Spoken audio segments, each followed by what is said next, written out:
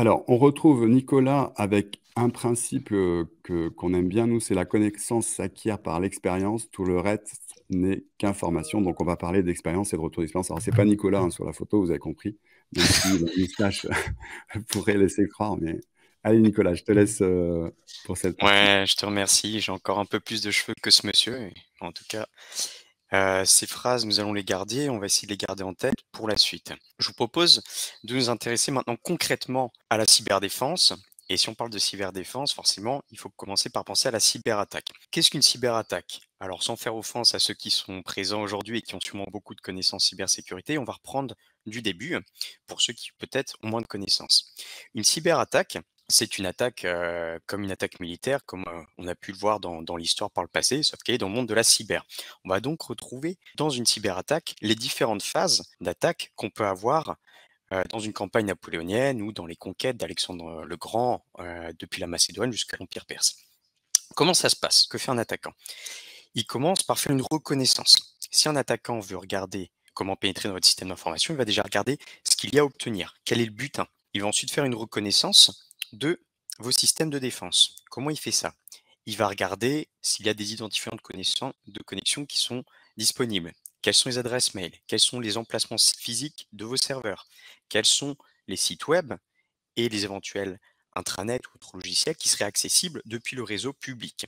Puis il va regarder les potentielles vulnérabilités sur ces éléments-là. Une fois qu'il a fait sa phase de reconnaissance, il va constituer un arsenal, donc sélectionner des systèmes d'armement pour exploiter ces vulnérabilités. C'est ce qu'on appelle la phase donc d'armement. Une fois qu'il a choisi un ou plusieurs dispositifs d'attaque, qui peuvent être des vers, des virus particuliers, des ransomware particuliers, en fonction de votre système de défense, il va venir faire l'étape de livraison, l'étape 3, c'est-à-dire qu'il va effectuer le début de son attaque. Dans le cadre d'une attaque de phishing, c'est l'envoi des emails de phishing sur les adresses collaborateurs qu'il aura récupérées, par exemple. Dans le cadre d'une attaque par ingénierie sociale, c'est le dépôt de la clé USB infectée à l'entrée de vos locaux, par exemple. Une fois que cette phase est livrée, vient la phase d'exploitation. Une fois que l'attaque est livrée, l'attaquant va ensuite attendre l'erreur de votre côté et que le virus s'infiltre dans la brèche, soit par une erreur humaine, soit par un problème de configuration sur vos serveurs, par exemple, pour exploiter la brèche. Et le code malveillant va s'exécuter dans votre système, qui peut être un poste de travail collaborateur, un serveur, un site internet, etc. Une fois que ça c'est fait, vient l'installation. Votre verre, le verre de l'attaquant, s'installe sur le système et peut désormais en prendre le contrôle. Puis ensuite, la prise de commande et de contrôle de ce système. C'est l'établissement en fait, quelque sorte d'une tête de pont. L'attaquant s'établit dans votre système d'information depuis ce système et peut ensuite essayer d'atteindre ses objectifs, étape 7, en se propageant dans votre système d'information, soit latéralement, d'un poste de travail vers d'autres postes de travail, soit verticalement, c'est-à-dire en augmentant ses privilèges, en devenant par exemple administrateur d'une machine, puis essayer d'atteindre, d'augmenter en privilèges jusqu'à devenir par exemple administrateur de votre Active Directory ou de votre système d'information. Le but étant derrière d'atteindre un objectif et de le monétiser.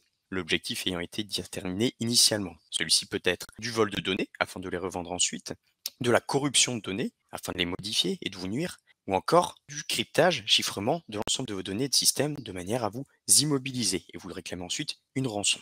Ça se rapproche un petit peu, quelque part, si on fait le parallèle, avec le système des châteaux forts au Moyen-Âge, puisque le pirate, on l'a vu, effectue une observation et vient attaquer votre système, votre trésor, votre fortification pour obtenir votre trésor. Votre système de défense doit donc être établi en fonction de ce que vous avez à protéger afin que le coût d'obtention de ce trésor soit supérieur au butin pour représenter ce trésor pour le pirate. Vous devez donc bâtir des systèmes de défense adaptés. Le problème, c'est que les systèmes d'attaque évoluent en permanence. La puissance des ordinateurs augmente, la complexité des systèmes d'attaque augmente également, les ransomware se développent de plus en plus rapidement.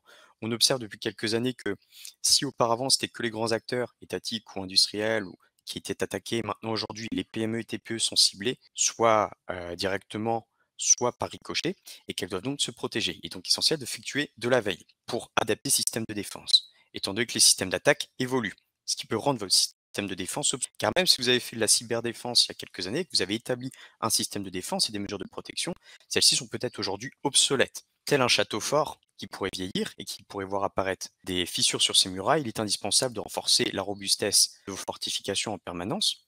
Attention à bien configurer vos pare-feux, à les mettre à jour, Attention à ne pas relâcher la vigilance aux portes d'entrée. Attention à avoir bien ses antivirus à jour, les faire tourner. Et attention à renforcer les différents contrôles aux portes. Pour effectuer votre veille, vous pouvez vous abonner au Club Agile Premium, dans lequel on effectue la veille et on vous fait un rappel régulièrement des attaques du moment et on vous propose également les systèmes de défense adaptés, de manière à ce que vous puissiez faire évoluer vos systèmes de défense en adéquation avec les systèmes d'attaque. Alors bien sûr, vous ne pouvez pas faire de votre système d'information un bunker, parce que vous avez un secteur d'activité, vous avez une activité à faire, des clients à satisfaire, vous n'avez pas forcément des moyens financiers ou humains illimités pour mettre en place vos systèmes de défense. Comment est-ce qu'on va prioriser ça?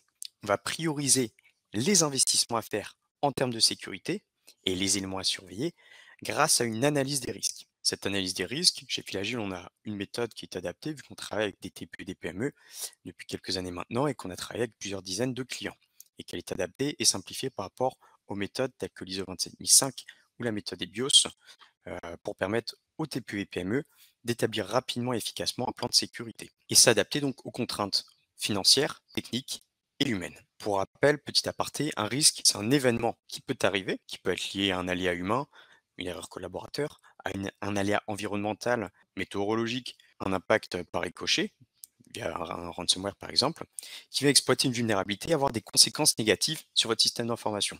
Exemple, un ransomware qui viendrait se propager sur votre système d'information et chiffrer vos serveurs et vos ordinateurs, rendant impossible votre service, votre activité, et entraînant l'insatisfaction de vos clients et pour vous l'incapacité de répondre aux besoins, aux demandes de vos clients. Alors ces risques, on peut en avoir de toutes sortes.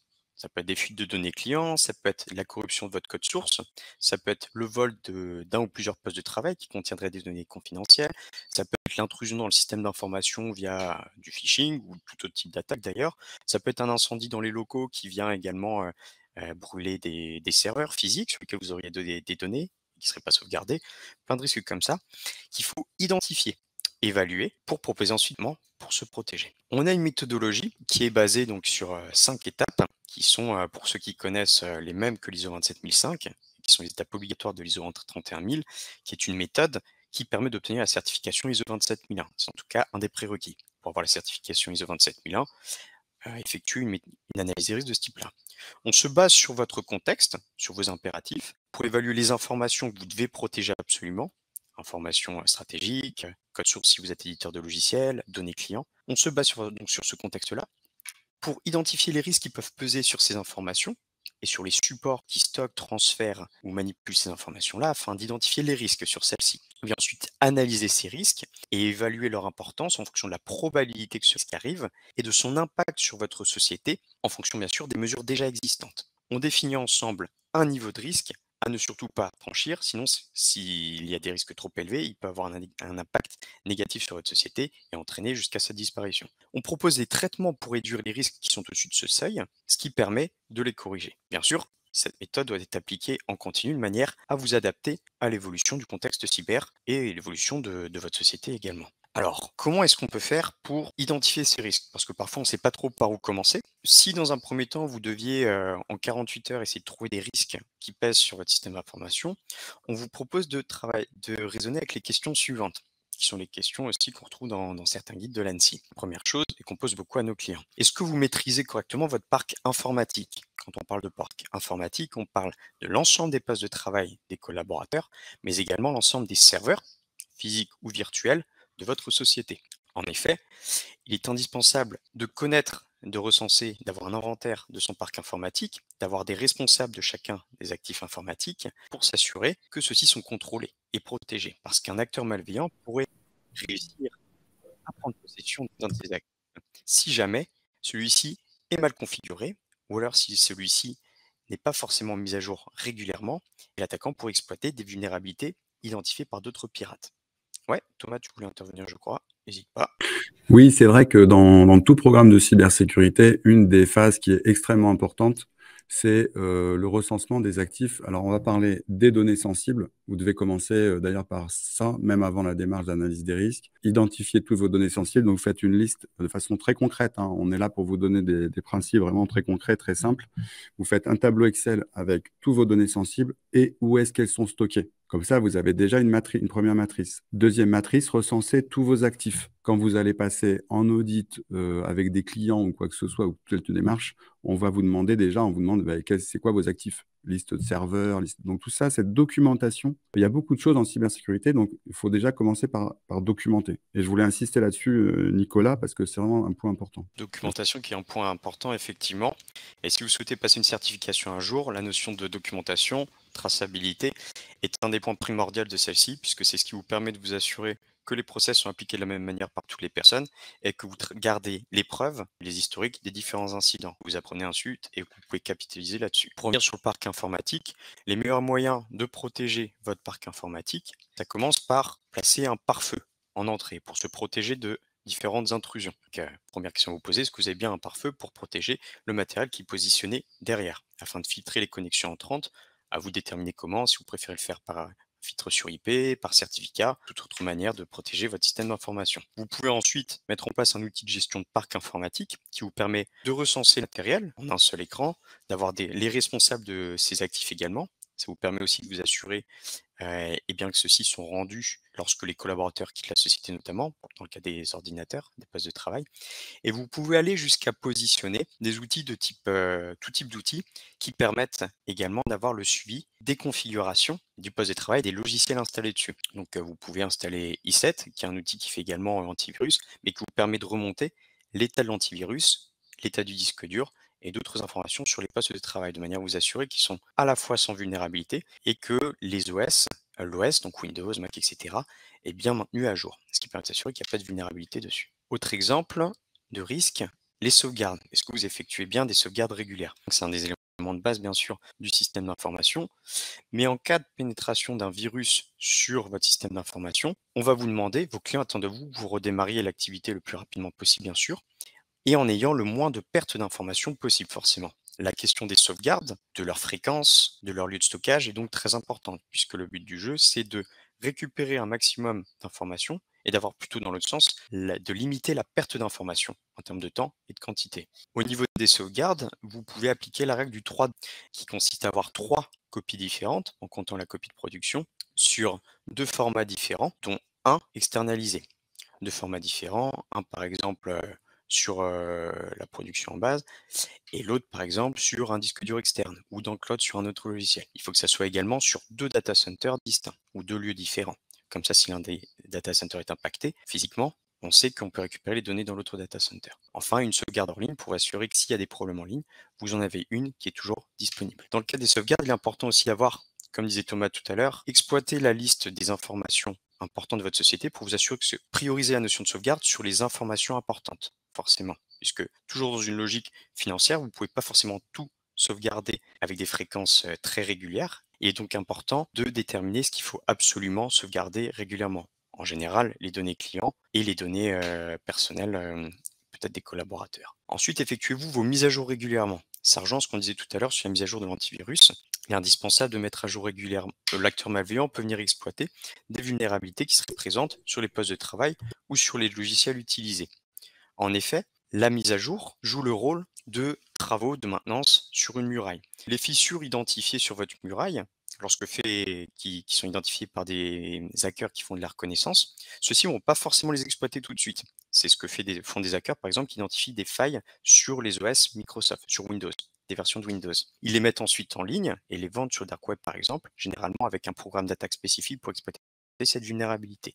Mise à jour, c'est le correctif fait par l'éditeur de logiciel pour se protéger, pour combler les failles qui ont été identifiées par les hackers, afin que votre ordinateur ne soit pas touché par cette faille-là. Il est donc indispensable de mettre à jour vos applications et vos OS régulièrement, pour rappel. On vous propose, pour être tenu à jour des différentes vulnérabilités qui peuvent apparaître, de vous inscrire au club Philagile. Alors, c'est pas tellement, c'est surtout un outil de veille numérique. C'est-à-dire que ça va vous permettre de vous tenir informé très précisément si vous êtes RSSI, si vous êtes CTO et que vous n'avez pas le temps de faire de la veille, mais que vous avez besoin de faire de la veille en cyber, en juridique, de vous tenir informé avec un site internet qui est ultra complet, puisqu'on fait de la veille sur la cybersécurité, les cybermenaces, les normes, le RGPD, le juridique, le financement pour les programmes cyber, et ça en y passant un quart d'heure par jour, très rapidement. Donc, on a vraiment mis en place un outil qui permet au CTO et RSSI d'aller très très vite dans ce domaine et de se tenir informé. Pour ce qui est de la veille en vulnérabilité, c'est vrai qu'aujourd'hui, si vous prenez les outils du marché pour auditer les vulnérabilités, ben, ça revient assez cher, c'est des outils assez coûteux. Si vous êtes intéressé par des types de solutions type open source qui permet de détecter les vulnérabilités en profondeur et de faire un travail vraiment très efficace par rapport à ça, vous nous contactez. Si vous êtes intéressé, vous tapez 1 dans le chat et on vous recontactera ou vous nous contactez directement si vous êtes intéressé par des outils open source aujourd'hui qui vont faire un certain... Aujourd'hui, vraiment, en open source, on a des outils qui font tout, qui font beaucoup de choses en tout cas. Je ne devrais pas dire tout, mais beaucoup de choses. Ils vont faire de la détection de l'intrusion, remonter votre parc informatique, vous aider à gérer les configurations de sécurité, à gérer les vulnérabilités, etc., etc. Donc, il y a vraiment des outils aujourd'hui qui automatisent la cybersécurité. Donc, n'hésitez pas à nous contacter pour qu'on vous explique un petit peu comment mettre tout ça en place. Et donc, juste pour terminer sur le club, donc le Club Agile Private, qui est un site internet, et avec dedans aussi des formations. On a une formation de 2 heures tous les mois qui va être faite, nos replays webinaires, tous nos événements qui seront en ligne également. On peut continuer de parcourir ensuite les différentes mesures. On va aller rapidement sur certaines. Par exemple, l'antivirus, on a déjà parlé. Est-ce que vous avez bien un antivirus qui est en place pour vous protéger des virus, des chevals de Troie, des vers qui se diffusent dans le cyberespace? Avec pour rappel l'antivirus qui doit être installé, qui doit être mis à jour régulièrement et qui doit faire des scans réguliers. Parce que mise à jour, c'est le garde de votre système d'information. On doit s'assurer qu'il ait dans sa sacoche la liste à jour des individus malveillants qui ne doivent pas être présents sur votre poste de travail. Et on doit s'assurer qu'il fait sa ronde fréquemment pour identifier tous les programmes qui peuvent être malveillants et présents sur l'ordinateur. De même, on reparle du pare-feu, mais est-ce que celui-ci est à jour aussi? Le pare-feu, c'est le garde qui est à l'entrée donc, de votre réseau. Pour rappel, on peut aussi positionner des pare-feux sur les postes de travail. C'est généralement lié à votre antivirus. i7, ESET qu'on utilise chez Filagile le fait très bien. Et ça permet de filtrer les connexions entrantes sur le réseau. Donc, attention à le mettre à jour, à bien le configurer celui-là, pardon. Configurer les règles du pare-feu correctement vis-à-vis de votre politique d'entreprise. Ensuite, sécurisez-vous correctement votre messagerie et l'ensemble de vos applicatifs, que ce soit les outils SaaS que vous utilisez, le RP, le CRM, le logiciel de gestion de projet, le logiciel de paie, etc. Votre boîte de messagerie, bien sûr. Est-ce que vous avez bien à la fois des mots de passe forts qui ne peuvent pas être corrompus par l'attaquant, l'acteur malveillant, et éventuellement de la double authentification quand c'est possible, afin d'avoir une double authentification via une clé spéciale ou via un smartphone ou via un autre dispositif qui permet d'authentifier la personne et de s'assurer que ce n'est pas un acteur malveillant qui a récupéré le mot de passe d'une façon ou d'une autre. Vous pouvez également positionner un fail to ban sur les dispositifs de connexion lorsque c'est possible. Pour rappel, un fail to ban, c'est un paramètre qui permet de bloquer un compte lorsque la tentative de connexion a échoué un certain nombre de fois, 3, 4, 5. Si vous vous trompez de mot de passe 3, 4, 5 fois, la connexion est bloquée, ce qui empêche un pirate d'effectuer des millions de tentatives de connexion avec un programme en quelques fractions de secondes. Est-ce que les usages informatiques sont bien séparés? Attention à faire de la limitation de privilèges. Les comptes administrateurs sur tous les postes de travail pour tous les collaborateurs, on essaie d'éviter. Comme ça rend plus difficile pour le pirate de se propager, car s'il compte un accès sur un poste de travail, il est seulement utilisateur et il doit avoir le passage à l'action d'administrateur, au compte administrateur, pour ensuite se propager. Donc moindre privilège. Ouais. Oui, et souvent on a la question, parce qu'il y a beaucoup donc, de startups avec du développement, donc les développeurs sont souvent administrateurs du poste, ce qui pose un problème en matière de sécurité.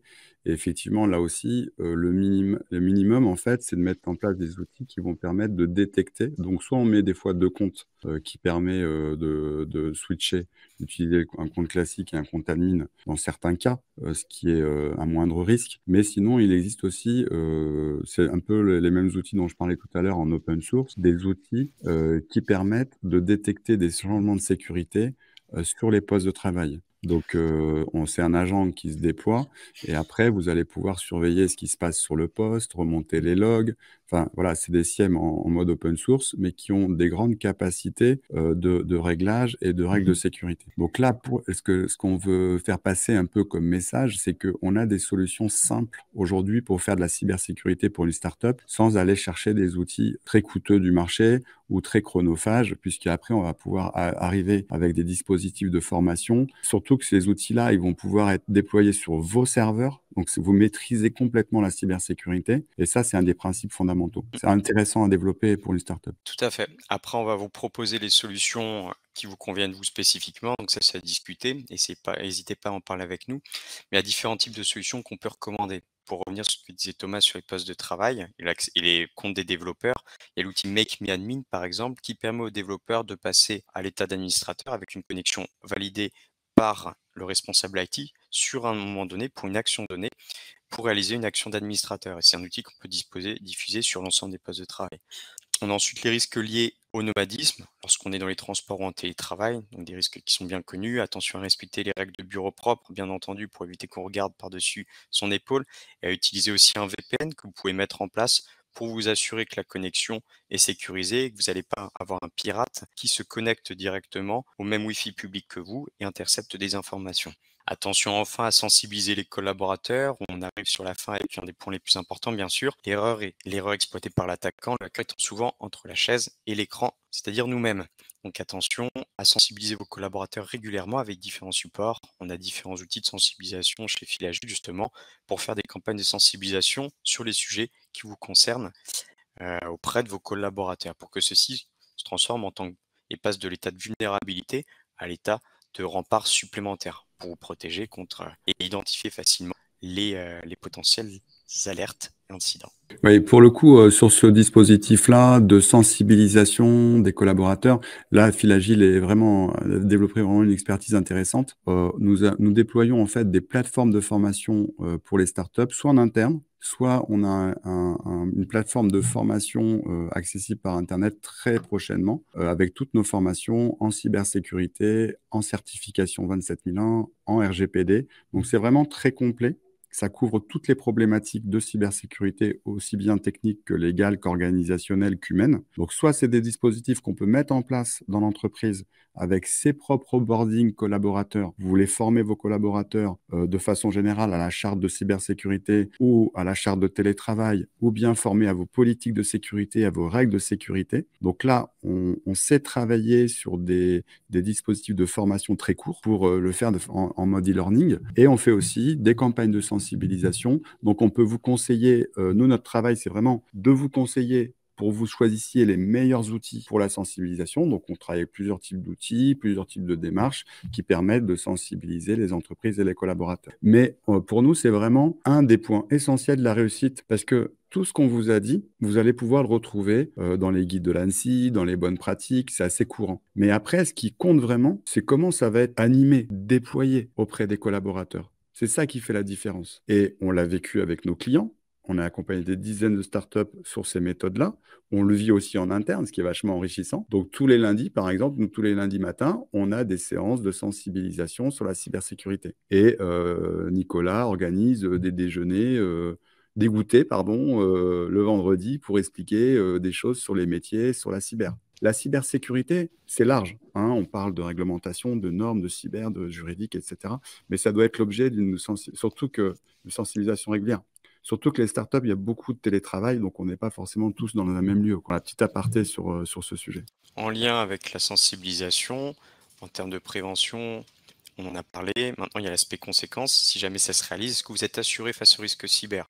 N'hésitez pas à vous renseigner parce que ça peut éventuellement protéger en cas de coup dur auprès de vos assureurs ou auprès d'assureurs spécialisés d'ailleurs.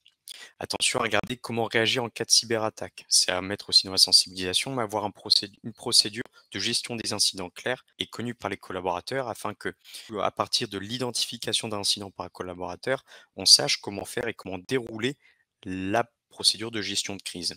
Que chacun sache ce qu'il doit faire à ce moment-là, de manière à ne pas rester dans le flou et à ne pas perdre des précieuses minutes ou heures à se demander comment on va réagir. Bien se protéger. Enfin, également, envisagez-vous d'utiliser des solutions cloud? Il y en a de plus en plus en ce moment. C'est une alternative qui est très intéressante puisque ça permet de se décharger de la partie hébergement la sécurisation de cet hébergement. Attention toutefois aux données que vous avez et aux questions de souveraineté, de disponibilité, de lieu de stockage de ces informations. Nous, on peut vous proposer des solutions cloud aussi. On a différents partenaires avec lesquels on travaille, différents clients aussi, qui proposent des solutions. C'est adapté bien sûr en fonction de ce dont vous avez besoin, mais on a deux sociétés avec lesquelles on travaille sur la gestion de documents qui sont des bonnes alternatives au Drive, par exemple. Est-ce que tu veux en parler, Thomas? Oui, donc ouais, c'est pour mettre en avant un petit peu des startups françaises dans le domaine. Donc il y a Levia qui a une solution sécurisée et souveraine. Donc c'est en fait un cloud souverain.